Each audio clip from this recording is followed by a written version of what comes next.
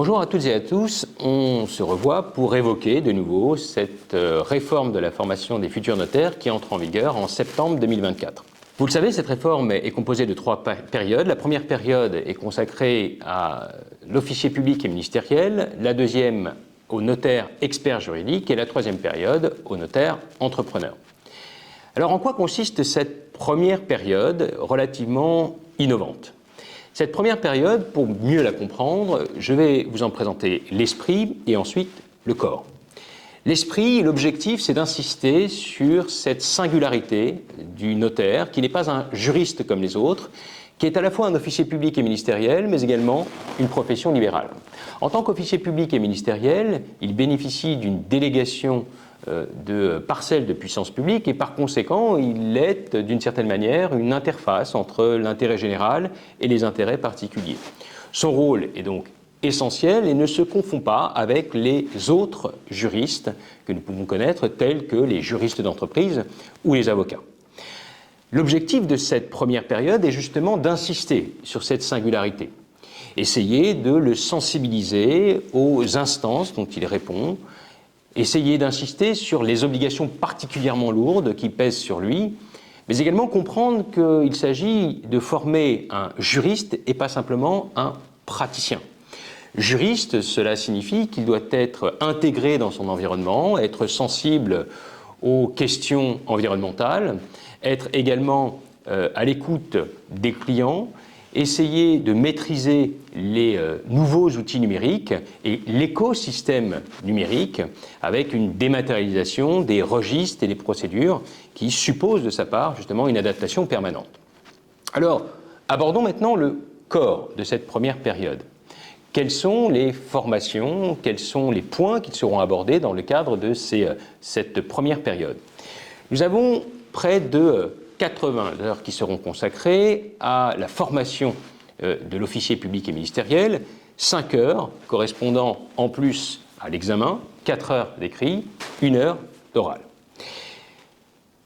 Cette formation se décompose de la manière suivante, même si pour l'instant le volume horaire est provisoire, les 12 premières heures pourraient être consacrées à l'acte notarié et notamment à l'acte authentique électronique, évidemment, à la procuration à distance et peut-être demain à l'acte notarié à distance. Il faudra ici insister sur l'ensemble des aspects de la profession en lien avec l'authenticité et le processus d'authentification. 12 heures devraient suffire à sensibiliser l'ensemble des étudiants. Puis 14 heures seront consacrées à la déontologie, qui a été récemment réformée par le décret du 28 décembre 2023 et l'arrêté du 29 janvier 2024. Cette déontologie, là aussi, qui est mise à l'épreuve du numérique, des outils numériques et de ce mouvement de digitalisation. Et à cette occasion, il faudra insister sur une question particulière qui n'est pas simplement à la mode, mais qui est d'actualité, qui est la compliance notariale.